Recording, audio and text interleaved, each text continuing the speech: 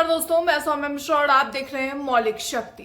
लगातार राम मंदिर को लेकर अलग अलग बयान दिए जा रहे हैं। इसी बीच कांग्रेस नेता राहुल गांधी ने पिछले दिनों नागालैंड में जो बयान दिया था मीडिया के सामने, उसके बाद से लगातार बीजेपी उनके ऊपर हमलावर है।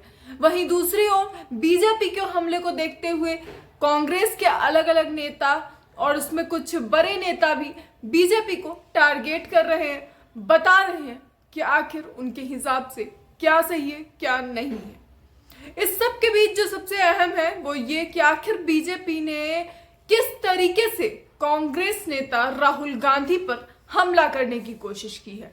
जब राहुल गांधी ने ये बात कही कि ये बीजेपी और आरएसएस का कार्यक्रम ज्यादा है और ऐसे में उनका जाना वहां पे उचित नहीं है, जब शंकराचार्यों के मना कर देने के बाद ये बात राहुल गांधी कहते हैं, जब एक शंकराचार्य ये बात कह देते हैं कि ये राजनीतिक ज्यादा है, इसे राजनीति से प्रेरित नहीं होना चाहिए, उसके बाद राहुल गांधी के ऐसा कहने पर बीजेपी किस तरीके से उनके ऊपर हमलावर है, जरा खबर में देखिए।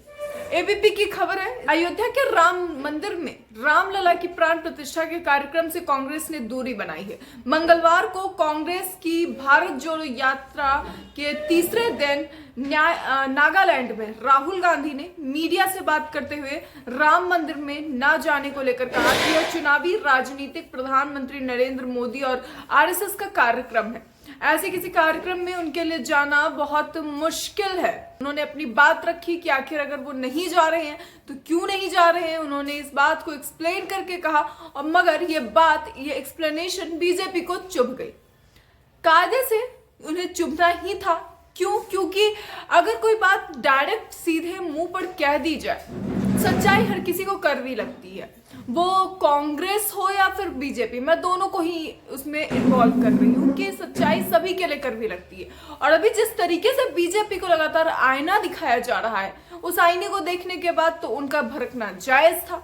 देखिए कि आखिर खबर में आगे क्या लिखा गया है। राहुल गांधी के बयान के बाद बीजेपी ने कांग्रेस और विपक्षी गठबंधन इंडिया के अन्य घटक दलों पर निशाना साधा है। केंद्रीय मंत्री अनुराग ठाकुर ने बुधवार को कहा कि प्राण प्रतिष्ठा समारोह से दूरी बनाने वालों को लोग फिर से बहिष्कार कर सकते हैं। इस पर कांग्रेस ने भी पलटवार किया है। कांग्रेस महासचिव जयराम रमेश ने कहा कि हर घर में मंदिर होता है, ये राजनीतिक समीकरण है। ये दोनों ही नेताओं का कहना है। बीजेपी के नेता अनुराग ठाकुर ने राहुल गांधी के इस बयान पे अपना जवाब दिया, तो उसके बाद जयराम रमेश ने अपना जवाब दिया। मगर कुल मिलाकर जो है राजनीति चरम पर है। राम मंदिर को लेकर राजनीति न सिर्फ राम मंदिर के चुनाव में फायदे को देखकर किया जा रहा है, बल्कि हर नेता अलग अलग तरीके से इस पर राजनीति करने में लगे हुए हैं। भगवान राम के नाम पर वोट मांगो वाला सिस्टम चल रहा है, ना कि अक्षत और कार्ड के साथ आमंत्रण की बात हो रही है। अलग ही सिस्टम चल रहा है यहाँ पर।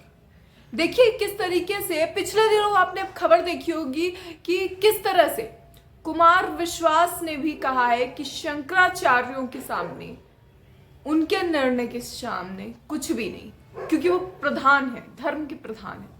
ये बात सभी कह रहे हैं और यही कारण है कि विपक्ष बार बार कह रहा है कि कहीं ना कहीं ये बीजेपी और आरएसएस का कार्यक्रम है।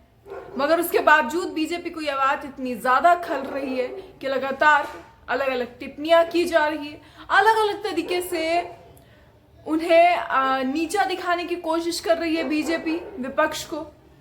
लेकिन विपक्ष अपनी ओर से यह दम लगा रहा है कि कहीं ना कहीं राम मंदिर को लेकर जो कहा जा रहा है कि कार्यक्रम है, कम से कम उसे कार्यक्रम ना बनाया जाए। देखिए कि आखिर खबर में पूरा क्या है, किस तरीके से अनुराग ठाकुर ने राहुल गांधी को और विपक्षियों को साधा है। वहीं उस पर जयराम रमेश ने कितनी बड़ी टिप्पणी की है। जयराम रमेश की बातें हम अक्सर ही सुनते हैं कि किस तरीके से वो खुलकर अपनी बात रखते हैं, खुलकर जो सच्चाई है आईना दिखाते हैं लोगों को।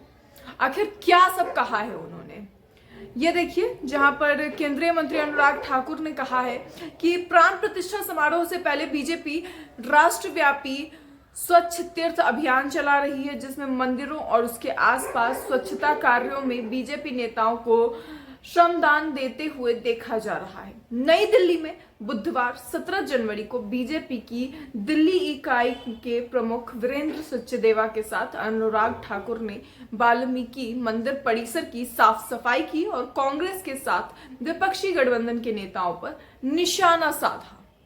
थोड़ा मन लगा लेते, जब साफ सफाई कर रहे थे आश्रम की तो वहां पूजा पाठ में मन लगाना था, यहाँ भी निशाना साधने से नहीं चूके हैं। देखिए कि आखिर क्या कहा है निशाना साधते हुए। कह रहे हैं कि उन्होंने नए संसद भवन और प्रधानमंत्री के संबोधन का बहिष्कार किया और लोगों ने उनका बहिष्कार कर दिया। अब उन्हें लगता है कि वो प्राण प्रतिष्ठा समारोह का बहिष्कार कर सकते हैं, लेकिन हो सकता है कि लोग उनका फिर से बहिष्कार कर दें।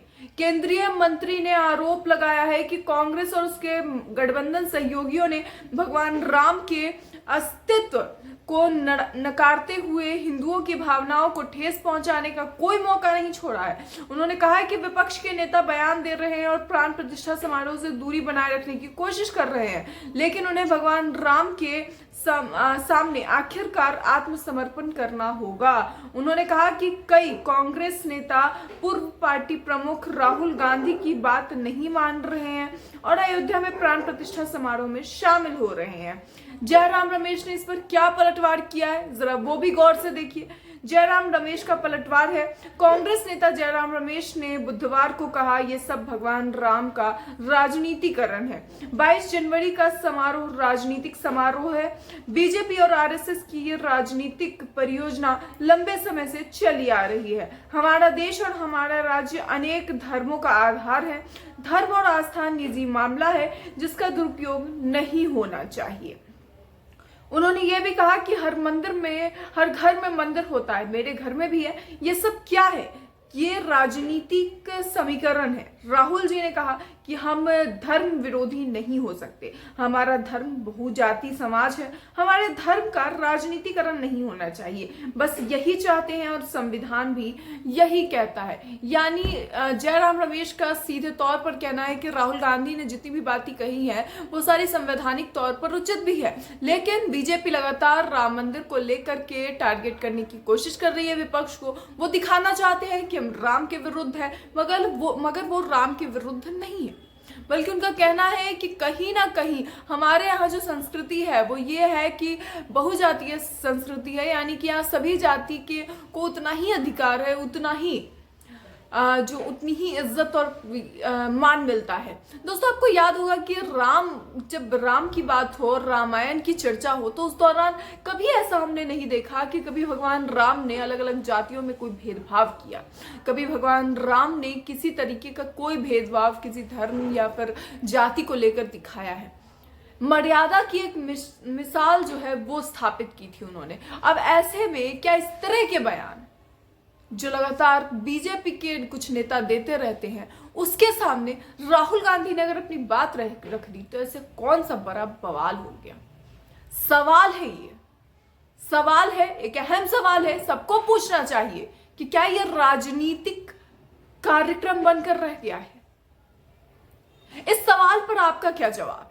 अपनी राय कमेंट बॉक्स में जरूर दें। ऐसी और खबरों के लिए देखते रहिए मौलिक शक्ति।